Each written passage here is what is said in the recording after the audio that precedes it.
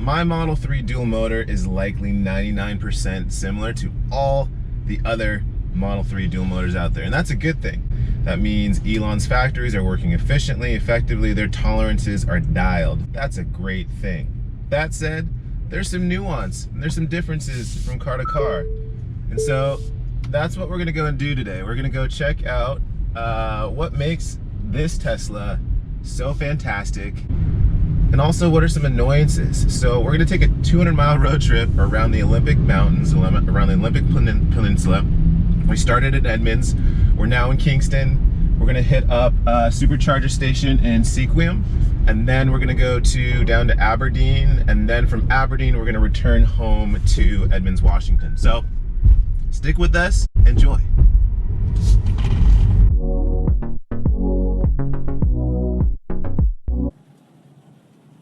Okay, first we gotta make a little stop at Starbucks.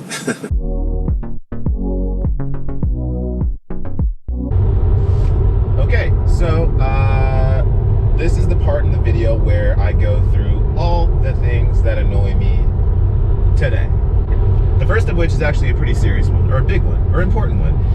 Really limits the efficacy or the usability of the Model 3. And that's when I get in the car, sometimes the car doesn't start or doesn't recognize I'm in the car and the screen doesn't come on and I can't initiate any sort of drive mode. So I'm basically just sitting there waiting for my car to be in the mood to start moving. That is number one.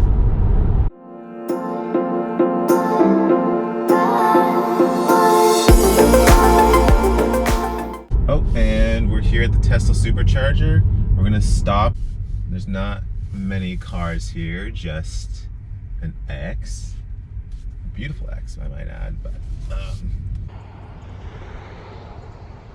So here's one of those things that I'm actually gonna have the service center guys look at. And it doesn't look that bad right now, but what I'm seeing here is between this kind of like weather seal and the rear bumper, that there's like this small seam or gap that that's actually widest at this point, and it's closed here. But I've looked at other Model 3s and this gap doesn't actually exist. So I don't have any worries that water is going to get in here, but I figure why not have them look at this anyways. Okay, this is another thing that really annoys me about I guess maps within Tesla's sort of Google Maps draft version of navigation, and that is that when I'm trying to set a waypoint or trying to set my destination, the choices are fairly limiting as to what routes I can take. So they're basically fixed routes. So I can't, I'm going from Sequim to Aberdeen next, and right now I see it on my map as sort of one waypoint or one route, but I know that I can take another route that would take me west, past Forks or through Forks, down closer to Quinault into Aberdeen, and it's just not giving me that option to go that route at all. I know that other routes exist, but it's not giving me sort of like a 1, 2, 3 option. Whereas if I were to go to Google Maps right now, I'm sure that if I put in my destination based on where I'm at right now, I would get 1 or at least 2 options for the trip. So here's a feature that I don't feel like a lot of people talk about, but I think this is really cool. So this car is super slippery already. A lot of aero sort of is infused into the design, but like these, I think they call them like air curtains, are pretty cool. So they just like focus the air probably just around the wheel to just make the design a little bit more slippery. Okay, so a little bit of a detour. I think I was a little ambitious in my idea or thought of driving around the entire Olympics today. I need to be home somewhere around 4, 5 o'clock, and if I supercharged in Aberdeen, I would need to be there at least an hour, so that's going to put me home at minimum probably around 6. So instead, we are headed home, but we're gonna go a slightly different way. We're gonna head down south into like the Whidbey area, catch the Whidbey Island ferry home. Should still be a fun trip.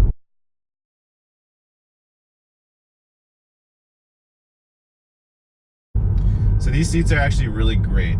You know, I have a Volvo XC90 T8 hybrid, and I think, you know, it's widely known that Volvos have some of the best seats in the business, but short of Volvo, I think these things are actually really, really good and comfortable. I can sit in this seat for a really long period of time before I feel, you know, fatigued or anything like that.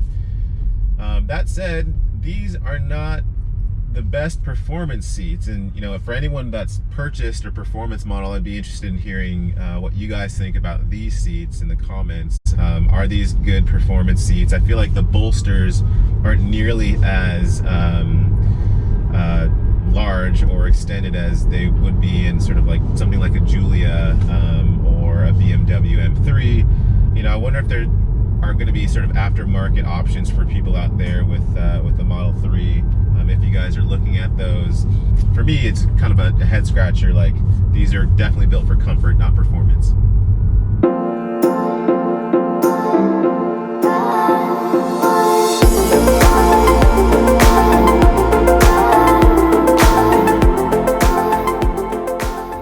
So I think that's where we're gonna end it, guys.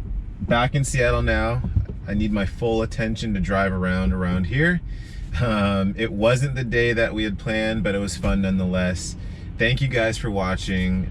Please like and subscribe if you dug the video. We'll see you soon.